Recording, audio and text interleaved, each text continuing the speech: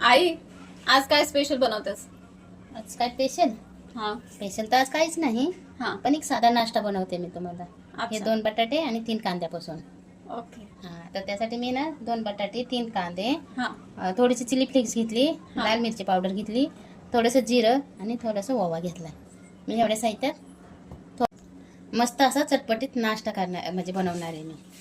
चला तर मग करून घेऊयात आपण. हो. मेन महत्वाचं आहे ना, मी ह्याच्यात नाही ना तांदळाच्या पिठापासून बनवणार आहे हे. तर मी तांदळाचं पीठ पण 1 वाटी घेतली, पण मला हवं तेवढं मी घेणार आहे पीठ, अजून ऍड करणार आहे मी ह्याच्यात. 2 बटाट्याचं सालं काढून घ्यायचे आपण. हे ना त्याची सालं काढून घेतली, पण ह्याला ना आता जास्त बारीक नाही करायचं आपल्याला. असं म्हणजे आपल्याला बारीक करायचे म्हणजे की किती म्हणजे तुमच्या अंदाजाने बारीक करा, मोठं करा, त्याचं काहीच एवढं हे नाही. पण मी मोठ्या मोठ्या तुकड्यात कापून घेतलेले असं.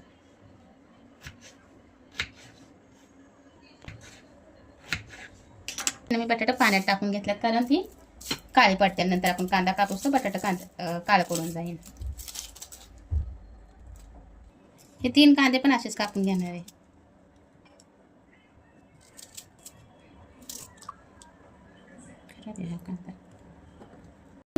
कांदा आणि बटाटा आहे ना आपण वाटून घेणार आहे असं बारीक करून घेतलेलं आहे. तर आपण ना असं कढईत टाकून घेतलेलं हे वाटण, नाही का, बटाटा आणि कांद्याचं वाटण. मी जास्त वेळ असं बाजूला का ठेवलं नाही, कारण वाटण काळं पडेल आपलं ते बटाट्यामुळं. त्याच्यासाठी मी जास्त वेळ असं ठेवलं नाही, लगेच नाही का कढईत टाकून घेतलं मी. तर ह्याच्यात मी वाटून घेतलं ना, त्याच भांड्यात पाणी घेतलेलं. 1 चमचा ना मी चिली फ्लेक्स टाकून घेणार आहे. आणि ना ही ओवा आणि जिरं हे दोन्ही पण असंच टाकून घेणार आहे मी ह्याच्यात.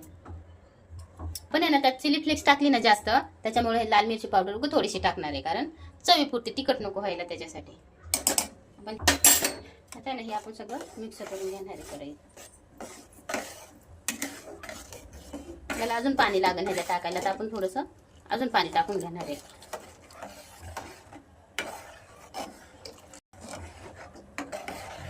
टाकून घेणार आहे आपण ह्याच्यात.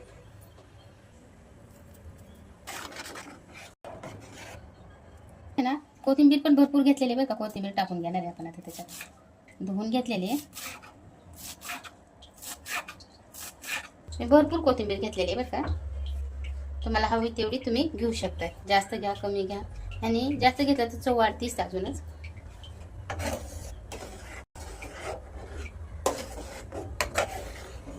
तर ह्या वाटीने 1 वाटी तांदळाचं पीठ घेतलेलं आहे मी.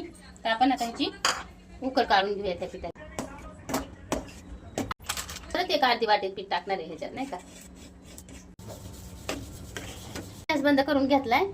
आता मी हे 5 मिनिटं असंच ठेवणार आहे पीठ, नाही का. ह्याच्यात आहे ना तुम्हाला गरा टाकायचा असेल तरी पण टाकू शकता बरं का तुम्ही. गरा मी नाही टाकला गरा ह्याच्यात. तुम्हाला हवा असेल तर तुम्ही टाकू शकताय गरा ह्याच्यात. हे ना आपण पीठ आता त्याच्यात काढून घेणार आहे आता. तरी पण टाक. हे ना आपण 1 चमच्याने असं मस्त एकजीव करून घेणार आहे पीठ सगळं. अशाने मस्त असं लई करून घेऊयात.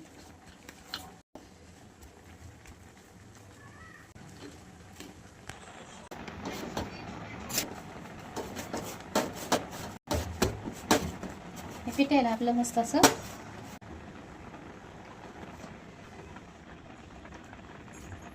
छोटे छोटे घ्यायचं.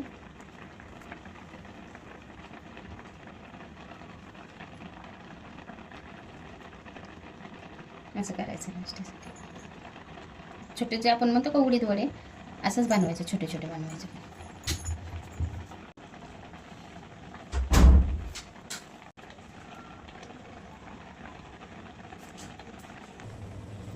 आपण आहे ना तेल गरम झाले का बघूयात आपण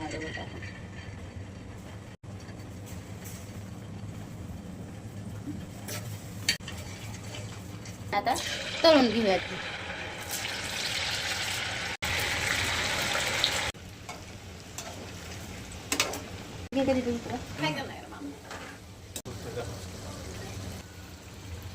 असं आहे ना मस्त कडक होस तर तळायचं, नाही कसं लाल कलर येऊस पर्यंत. सतत हलवायचं बरं का, खालीवरी करायचं नाही तर एका बाजूने लाल कलर येतो एकीकडनं, म्हणजे असं पांढरं नाही का राहतं थोडंसं, तर तसं नाही राहू द्यायचं, सगळीकडनं तळलं पाहिजे व्यवस्थित असं. कुठं मीठ कमी आहे?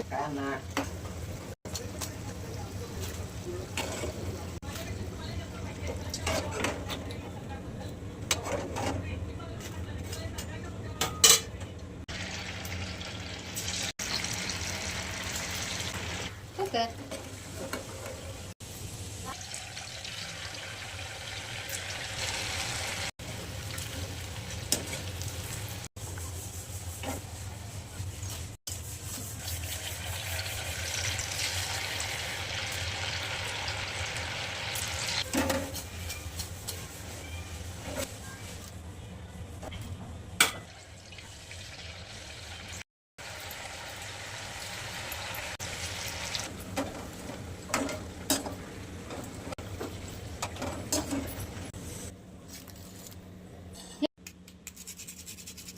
मस्त असं आहे ना, वरून एकदम क्रिस्पी होते आणि आतून एकदम मऊसूत होते बघा. आणि नुसतं तांदळाच्या पिठाचं बघा, बटाटा कांदा टाकून. तुम्ही बाकीचं साहित्य तर मी टाकलेलं दाखवलेच तुम्हाला. असं करून बघा, खूप छान होते. मुलं तर खूप आवडीने खातात बघा का. करून बघा तुम्ही, असं खाऊन बघा दीदी.